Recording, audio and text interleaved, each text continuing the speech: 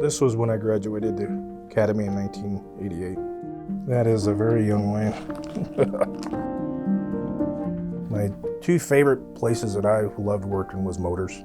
I was passionate about motors, and then also detectives, because I never worked in detectives as a detective itself. I was a sergeant, lieutenant, and captain in there.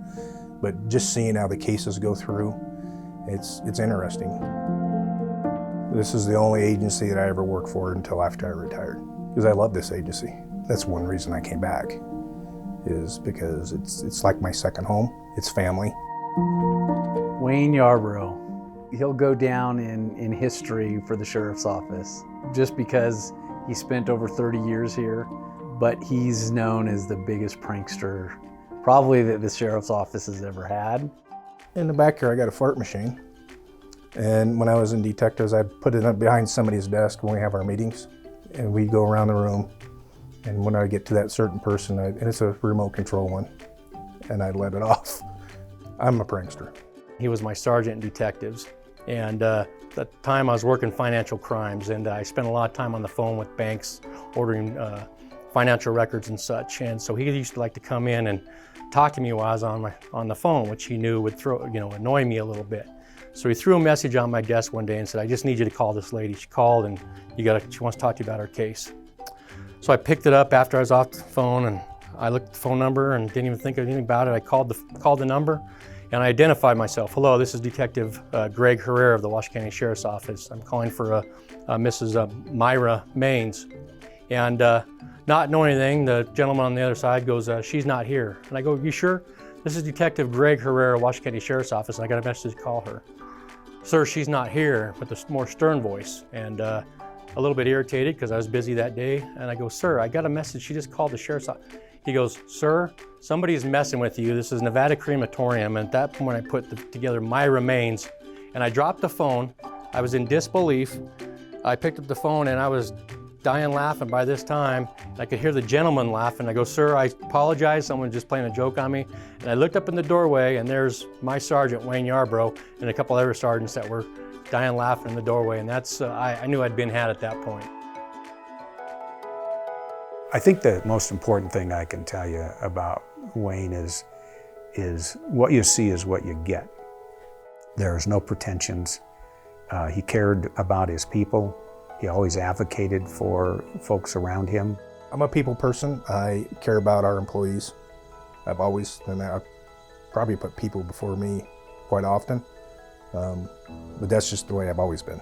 If I can help somebody or make something better, I will always do that.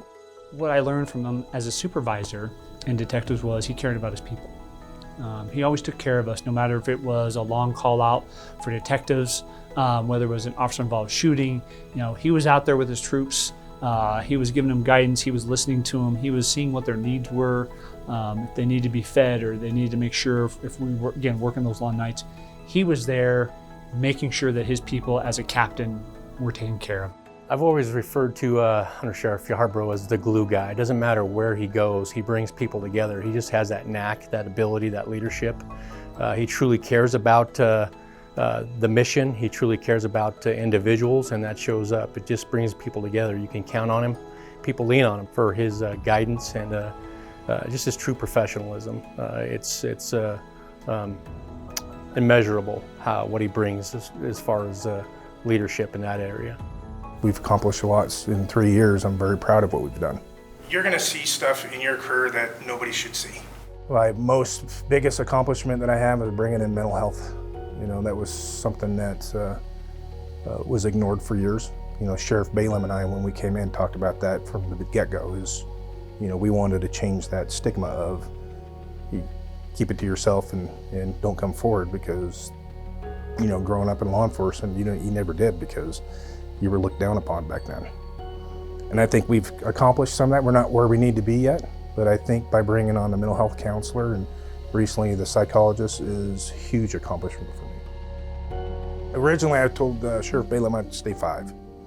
But as you can see behind me, I got grandchildren now, and that kind of changes your where you want to go.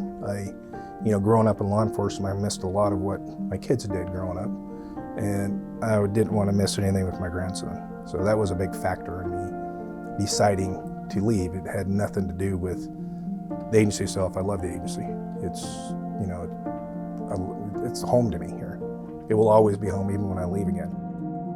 I've learned, gosh, through the years, I've learned a lot from him, and a lot that I'm going to carry into my next role. The main thing I've learned from Undersheriff Yarbrough is that it is best to be upfront and honest with everybody. Tell them everything that you reasonably can so that they understand, because knowing why certain decisions are made certainly helps people accept a decision that may be less, something less desirable for them. Take a step back when things get stressful, if you don't have to make a quick decision, don't. Take that extra minute, pause, make sure that you see things from all sides and all views, and then make a well-informed decision at a more appropriate time when you've been able to take everything into account. That's one of the biggest things I've learned from Wayne over the years. I've worked with him in almost every one of my assignments. I've worked with him in patrol, I worked with him up at Incline, I worked with him in detectives, and then as a supervisor, I again worked with him in patrol. I just kept following kind of his pattern all the way up, and now with him leaving and me taking over as undersheriff, it's kind of surreal, and I hope that I can even attempt to fill his shoes. I have all the confidence in the world that Clark will do fine, and he's going to do well, he'll excel. I know because I trained him. Yeah. Right? Well,